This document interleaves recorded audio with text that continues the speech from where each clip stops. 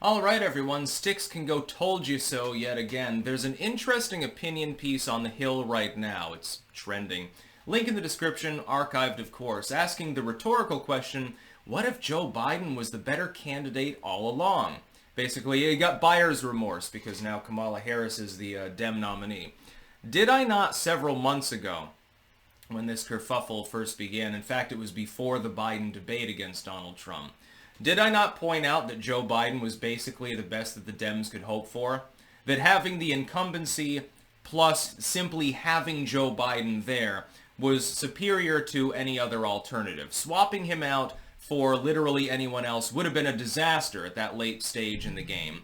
If you got like Newsom, Whitmer, Hochul, some of these other heavy hitters within the Democratic Party, it would be a problem because you'd be ceding several states. The only alternative that you had was Kamala Harris. But Kamala Harris was always doomed because the Kasich effect was very much a real thing. I analyzed this at the time. This was months ago. And now, again, the liberal legacy media appears to be agreeing with me. Joe Biden was the best chance that the Democrats had to carry the 2024 election. It remains to be seen what the final result is for the election. But at this particular moment in time, I would give the advantage considerably to Donald Trump. He's ahead in every swing state. He's not ahead nationally, but the gap is very, very small. It's within the margin of error, something that Hillary Clinton and Joe Biden never had to grapple with. It is true that Joe Biden's debate performance against Donald Trump was bullshit. He froze up. He was incoherent. He was a goddamn mess. Couldn't answer basic questions. At some points, didn't even appear to know who he was or where he was at that time. It's like, well, come on, man. I'm Corn Pop. What year is it? I thought it was 1981. What the fuck is going on? That's a problem. The bigger problem is having a candidate who's incapable of answering basic questions. Joe Biden, at the very least, at the end of the day, had several advantages. Number one, if he did make a mistake, people would say, well, you know, he's old. He's going to make mistakes. But look, Donald Trump makes mistakes too. And they could take the ageism question off the table. They could talk about cognitive impairment and say, well, look, you know, here's what Trump just said. And, you know, you get even Stevens, at least for the core fan bases. Number two, he had the incumbency. That's important. Alan Lichtman, I think, would agree on this. And number three, he did have experience within politics. Kamala Harris has been an AG, an overzealous prosecutor, by the way, a do-nothing senator, and then a vice president who was border czar, and that's become dead weight on her candidacy. Biden didn't have these problems. He blame-shifted the border issue to Kamala Harris, could have thrown her under the bus, and probably be running a reasonably competent campaign right now. Would I favor him to win? No.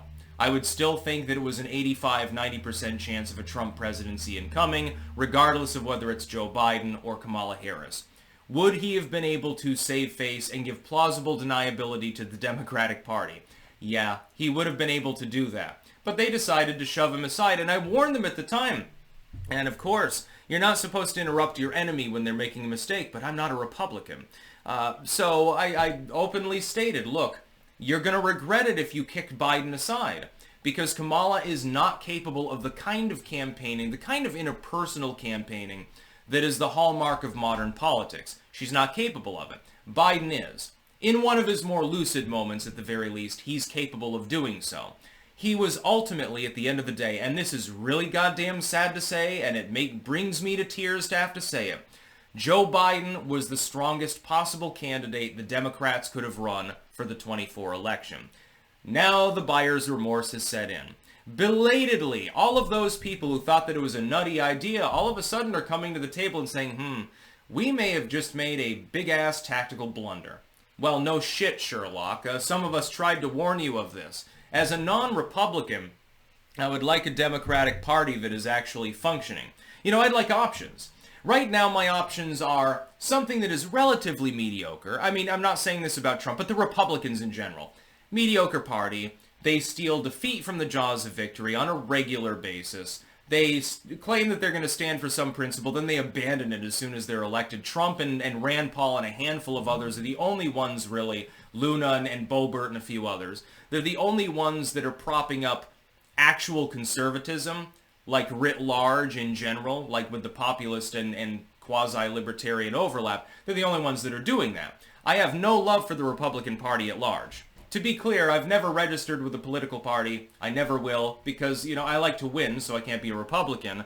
And I don't want to be a force for evil, so I don't want to be a Democrat. So, take that as it is. Hopefully the party paradigm shifts. I wish that the two parties would compete to see who can deliver more, who can be better, who can actually deliver on their promises. So far, other than the fringe of MAGA, we don't really have that in the modern political dynamic in the United States. I wonder why we're having fucking economic issues, by the way. Here's the thing, though. Biden is superior to Kamala Harris and would have lost by a smaller margin. I believe that Donald Trump will win the election. If nothing else changes, as of right now, if the election were held today, I would expect Donald Trump to run away with it. He might even get, like, some of the blue wall states. With Biden, at the very least, he could have held the blue wall. He would still probably have lost, but he would have saved face. It would have been like, okay, we ran this candidate, he's old as fuck, he doesn't know what he's doing, but he still did okay. With Kamala Harris, she doesn't have that plausible deniability now, does she? The Democrats are going to get fucking humiliated, actually, in my opinion. I think that's the most likely outcome. Now, it could be wrong. It could be that ballot printers go burr and we get all black-pilled and everything else. I don't see the votes that are there. It's like 10 times as many as you needed in 2020. My God, how many ballot printers can you possibly have spewing out freshly inked ballots on election night in order to override the will of the people? It's going to be a little bit more difficult, I think. I do concur with the article, though. The fact is that Joe Biden, for all of his many, many faults, no real, nonpartisan at least, accomplishments, frequently falls over, sandbags, stairs. They're his enemy. They're basically like corn pop next gen. It's the next generation of anti-Biden technology, sandbags, which for some reason was on stage, and I'm not 100% sure why it was even there. He can be incoherent. Sometimes he wanders up. He says weird shit. Kamala does all of these things, sans the falling over on a regular basis, while also cackling at dead children and not even having a platform. At the very least, with Joe Biden, we know what he stands for. It's fairly easy and simplistic to tell because he's actually been the incumbent. With Kamala Harris, she was hiding the entire time. Other than what she says now, minus what she did, which is nothing, we have no clue what she stands for. Then she comes out and she says, well, basically, I have no differentiations with Joe Biden. Okay, so you're basically Biden minus the personality. That's a big fucking problem. Joe Biden, in the end, was the strongest candidate that at the 11th hour they were capable of putting forward. They had two choices. Joe Biden, old, incoherent, disheveled, probably going to die in office, but at the very least you have the record, you have the incumbency, and you have some degree of personality. Versus Kamala Harris. Okay, she doesn't trip over things every time, but other than that, she's basically Joe Biden minus the personality, and arguably even at times less coherent than he is. The article is fundamentally correct. It's something that I pointed out months ago. The only thing that shot her up above Trump was the Kasich effect. That has worn off now and is wearing off more and more as we approach the election. More and more people are being exposed to her platform and they don't like what they see because what they see is Joe Biden plus the preachy, holier-than-thou, cackling school teacher. That's basically, she's Dolores Umbridge, just like Hillary Clinton was. That's about all. Peace out.